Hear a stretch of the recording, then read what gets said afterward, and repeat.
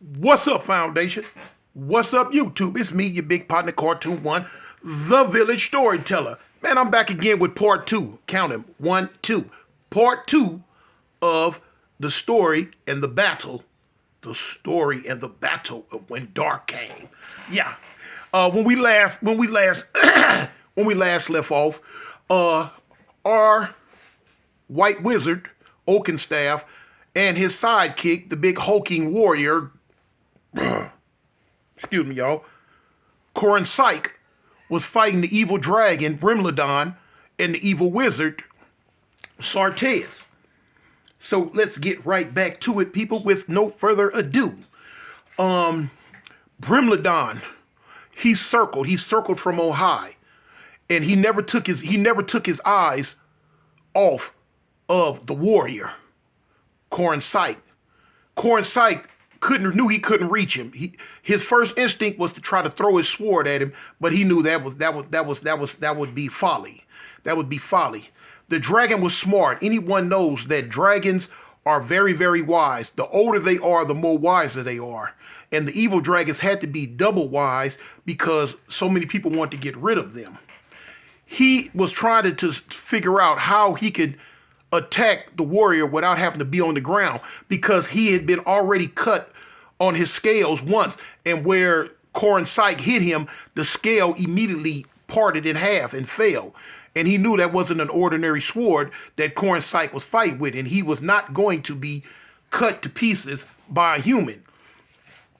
He spit volley after volley after volley of dark black acid onto the warrior, Corin Psyche. Corin Psyche was blocking it with his shield. He's blocking it, and he's moving. He's not staying in one place.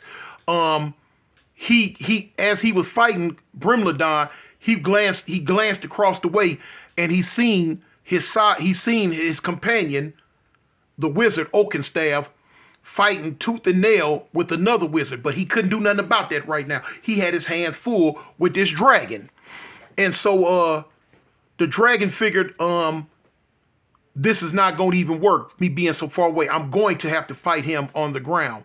And he swooped in, woof, and he landed. He called himself trying to land with all his weight and his claws down onto the top of Corin Psyche and just squeeze him and cut him and just crush him and just eviscerate him with his claws. But Corin Psyche was very agile. He was a tall man. He was 6'7".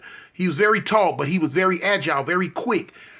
He was so quick because he had an inherent ability in him. Like I told you in part one, he came from a long line of warriors that had certain powers within him. He didn't know. So he was able to move quicker than regular humans. He was stronger than regular humans. He'd always been that way his whole life. He never knew why. He just accepted it for what it was and took it at face value that this is what it is. So when the dragon Brimladon landed, boom, big puff cloud of smoke went up, and Brimladon, he squoze his feet, his claws together, and he just knew he had just crushed the warrior and cut him and just destroyed him. When the dust cleared from where he was, when he opened his claws, he didn't see guts and blood. All he seen was mud and dirt and grass. And when he looked around, he like, what? But at the last second, he looked left before he could look right. Corin Psyche struck. Ah, boom! Hit him again. He hit him again with his sword, with his enchanted sword. Scales, his scale plates on the side went everywhere. And dark green sticky blood started shooting out of his side. Woo, woo, woo, woo, woo. The dragon instinctively struck out with his claw hand. Boom! He hit the warrior, knocked the warrior clean. I'm talking about at least 20 yards across the grass. Now a regular warrior, this would have crushed his ribs and probably liquefied his insides, broke his back or whatever. But now Corin Psyche took the blow. It hurt him. He took the blow. It hurt him, but it didn't destroy him. It didn't kill him. It was going to take more than that to put Corin Psyche out the game. Corin Psyche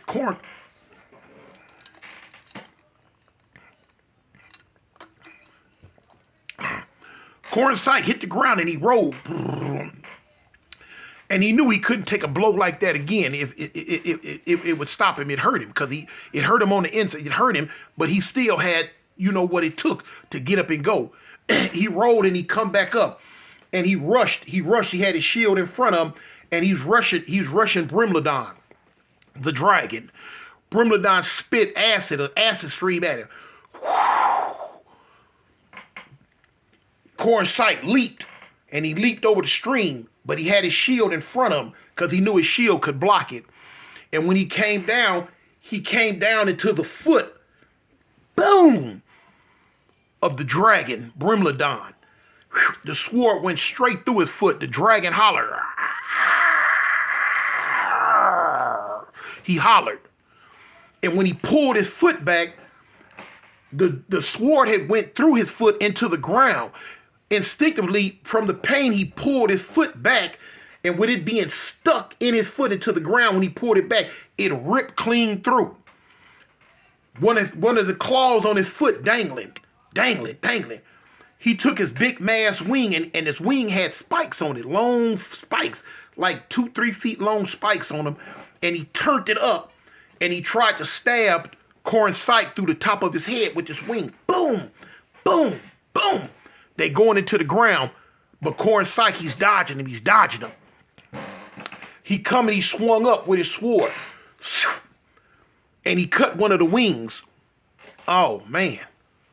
Brimladon knew that this was a powerful blow that he had just took because his wing had been all but severed. Not to the point to where it was going to fall off, but to the point to where the muscle tissue and the bone that he used to fly was severed. The wing was no more good. He had to fight. Cornsight on the ground. The wizard, Oakenstaff, he was casting all the spells that he could to try to get past the defense of the evil dark wizard Sartez. Sartez staff, the long staff he had in his hand was glowing black, and he was deflected all the spells. Oakenstaff opened up a portal up under him to try to send him down to another plane and close the portal back. Soon as the portal opened up, soon as Sartez sunk down about 2 inches, he knew the spell. He cast the spell of levitation and levitated back up into the air until the portal closed. And when he levitated back up into the air, he used a spell of fire casting, and he shot fire out of his hands straight at Oakenstaff.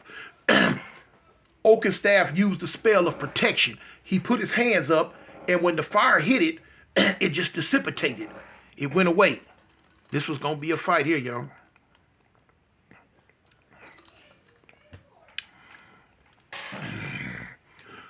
Oakenstaff thought in the back of his mind that this here was not going to be easy.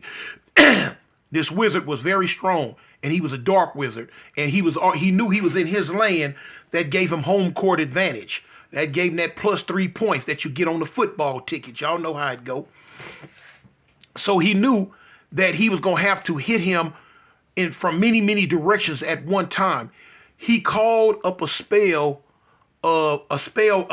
casting of darts. And when he cast the spell, it was over 100 different little spike darts that just appeared and shot down at the evil wizard Sartez from every which direction. Sartez cast a spell of protection. It put a globe around him, but little did he know that a spell of protection was not going to stop the darts. He didn't know this. He should have known it. As the darts came in, one of the darts pierced past the spell of protection, and it hit him. Boom. When it hit him, it knocked him to the ground, and he knew what it was then. He immediately cast the correct spell. And it was a spell of deflection, to where you cannot stop them, but you can deflect them. And the rest of the spikes deflected. They deflected. At the time, but the one spike that hit him in the shoulder hurt him. Oakenstaff is running toward him, and as he's running toward him, he's twirling his hand, and you had a pinkish bluish globe that was getting bigger and bigger as he ran toward him. Before the evil wizard Sartez could heal his wound, Oakenstaff released the spell. And the bluish pinkish ball rolled out of his hand and start rolling at a fast speed toward the evil wizard Sartez. As it came toward it, it got bigger and bigger and bigger. Sartez knew instinctively, he knew that this was called a ball of destruction. If he would have cast the spell, it would have been known as a ball of chaos. As the ball came more and more and more and more and more, he went into not a meditative trance, but he closed his eyes and he called up the spell that he needed to deflect this. And the spell that he needed to deflect this was an enchantment spell. It was a spell of confusion. When he cast the spell of confusion, it confused the entity because inside that coming ball was an entity, but he confused it. And when he confused it, the ball stopped and didn't know what direction to go. Immediately, the evil wizard Sartez cast another spell of return. And when he cast the spell of return, the entity within the ball was already confused, and all it knew was return to where it came from because of the evil wizard spell of return. So it immediately turned and was coming back at full speed toward Oakenstaff. This immediately turned the spell into a chaos ball. Oakenstaff was prepared. He knew what to do. He used the elemental spell. An elemental spell is a spell of earth. And when he used the elemental spell, he rolls his hands up, and a 3-foot wall of nothing but hard dirt and rocks rolls up above him. At the last minute, whew, the chaos ball hit the wall of dirt, hit the wall of rock. Boom! It was a very loud explosion. Whew! It knocked Oakenstaff back. He flew through the air. He rolled on the ground. He shook it off. He came up. He wasn't really hurt, but now it was a lot of smoke and dust. And through the smoke and dust came the evil wizard Sartez. He was coming down. He was trying to come down on the top of Oakenstaff's head with his staff. At the last second, Oakenstaff's hand, he did a spell, and his hand turned bright white, and he reached up and he grabbed the staff. The staff, bang, hit him in the hand, and he grabbed it. And when he grabbed it, he continued to cast the spell that he had cast. You know what I'm saying? It was a spell of total annihilation. A spell of total annihilation is a spell that a white wizard can use to destroy any type weapon or any type thing that a dark wizard is using. Dark wizards have the opposite, an anti spell of that. But now, when he caught the staff and he cast a spell, it was another bright explosion. Both of them hit the ground. Boom! When they rolled back up to look at each other, Sartez didn't have his staff. His staff had been destroyed. So now he knew he had to fight Oakenstaff with just his spell powers. He knew this was a disadvantage to him because a white wizard was stronger with just spell casting without using a mediator, without using something that they can a focal point to cast their powers through. White wizards didn't need it. Most dark wizards did. But now he knew the fight was on. There was no need to try to go nowhere. Couldn't. He had to fight. Boom. He immediately looked down, looked up, looked down, looked up, and brought his hands up like this. And from the ground shot rocks that were real sharp. And they were coming at the white wizard Oakenstaff. Oakenstaff floated up into the air and started backing up. But as he's backing up, he's like doing thumps in the air, like. And each time he thumped, a yellowish little small spear would shoot out his hands. and each one hit the sharp rocks that were coming up out the ground at him and exploded them. Boom. When he landed back on the ground, he spun, and when he spun, he shot his hands out toward the evil wizard Sartez, and from his hands shot these purplish ropes. They were ropes, but they were made out of arcane power. And what he wanted to do, he wanted to bind up the evil wizard and tie him up and bind him up. Boom. The evil wizard knew that the white wizard Oakenstaff had cast a spell of binding. He was not going to be binded. He teleported. And when he teleported, the spell went past where he was, but he teleported himself right in back of Oakenstaff. Now, he couldn't go far with the teleportation, but he was able to teleport right there. He teleported in back of him, and when he teleported in back of him, he rose his hand. His hand was turned to stone, and he brought it down on the back of Oakenstaff's head. Boom! Oakenstaff fell to the ground, somewhat dizzy. He couldn't believe that he had got caught by a spell so weak, a spell so simple. But a lot of times when you're dealing with the arcane arts, arcane abilities, it's the small little mundane, the small little plain things that'll get past you because they looking to fight you on another realm. But when he bashed him in the head, it's like hitting him in the head with a rocky club. Knocked him to the ground, but he rolled away. The evil wizard Sartez rose his foot up and he cast a spell of stomping. Now, when he stomped his foot down, anything up under there was going to be crushed immediately. Oakenstaff rolled out the way again, and when he stomped his foot down, he went about 6 inches into the ground. Boom! That would have crushed him if it would have hit him. So he thought in his head, Bigsby. Bigsby is a spell that you can use to punch with. So Oakenstaff cast a spell, Bigsby's Big Hands. Bigsby's Big Hands is when he casts a spell, out of nowhere, a fist, a hard punching fist will appear. And when he cast the spell, whoo, he caught evil wizard Sartez off guard. And when he cast it, Sartez, even though he was off guard, he was able to partially deflect it. Poof! But it knocked him down, but the spell deflected and went that way. Little did he know he had deflected Bigby's big hand punch. He deflected the spell right into the chest of the dragon Brimlodon.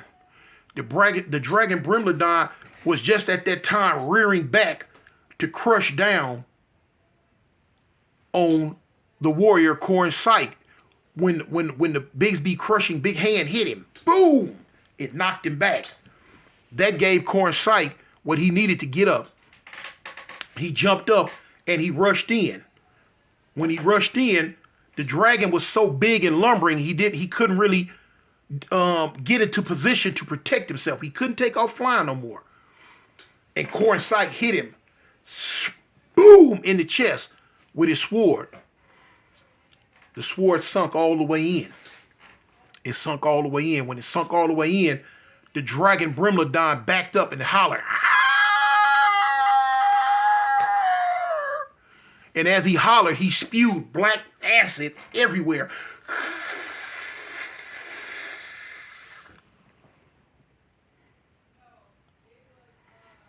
Corn Syke covered with his shield. The evil wizard could care less. That black acid wasn't going to hurt him anyway. The white wizard, Oakenstaff, he cast a spell of protection. It put a white globe over him. So when the acid fell down, it just sizzled and didn't do anything. This was it for Brimlodon. This was it. As he backed up, he reached down with his teeth and he tried to crush him because he knew he was dying. He tried to crush and bite Corn Syke. Corn Syke stuck his shield up and his jaws clamped down on the shield. And they were stuck. When the dragon lifted back up, he lifted Corn Syke off the ground. Corn Syke released his hand from his shield, and as he was falling, back to the ground, he grabbed his sword and pulled it out the dragon's chest as he fell back to the ground. He ran in again and hit the dragon in the stomach, crossed the bottom of the stomach. Boom! Split him wide open. Split him wide open. This was it for the dragon Brimladon. As the dragon fell back dying, the first thing Corinsight did, he looked over at his partner, Oakenstaff, fighting with the evil wizard Sartez. He didn't even worry about the shield. He took his sword and he started running toward their fight. The evil wizard Sartez seen him coming. He didn't want to have to put up with them both. But now he knew that any attack coming from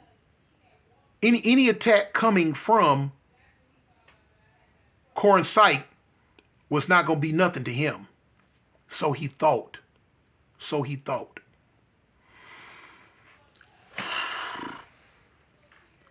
Oakenstaff tried to hit him with a spell of binding again. He wanted to bind him up to stop him from being able to cast spells. When he hit him with the spell of binding, the evil wizard Sartez was in the process of casting a spell that was going to dissipate Oakenstaff's spell. It was going to erase it. But at the last second, Corinsight came down on him with his shield. Now, usually, the inherent arcane magical protection that a wizard already has would protect him from the attack of a regular fighter, a regular warrior. But he didn't know Corinsight. He didn't know Corinsight descended from a line of warriors that had inherent ability within them too. So when he came down, boom! He crushed and hit Sartez. It made him, it hurt him bad. It was like, boom, he almost went out. It almost went out. He knew that he was not going to win this fight. And he figured, you know what? I'll destroy all of us. And he started trying to cast a spell of mass destruction. Oakenstaff wasn't going for it. Oakenstaff cast a spell of silence on him. And a white globe encircled his head. And no sound could come out. Nothing. Corinsight picked him up and threw him in the air. As he went up into the air, Oakenstaff made a white long spear appear.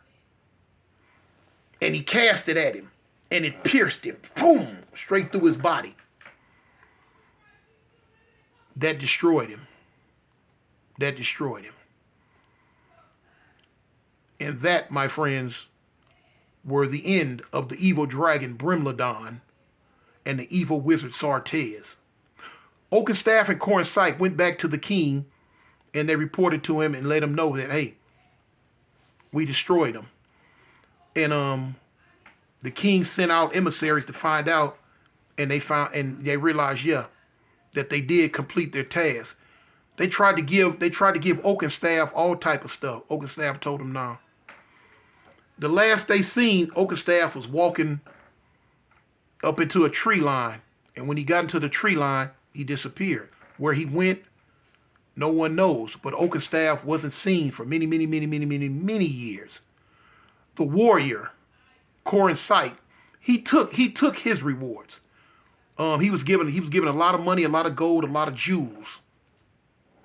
That's what he wanted. He didn't want nothing else. He didn't want the other stuff that the king had for him. He wanted the gold and the jewels. He had him a brand new horse. He had him a pack horse. And he went off into the sunset, man, looking for more adventure. And that's it, y'all. Y'all let me know if y'all like that, man. If y'all like that part 2, man.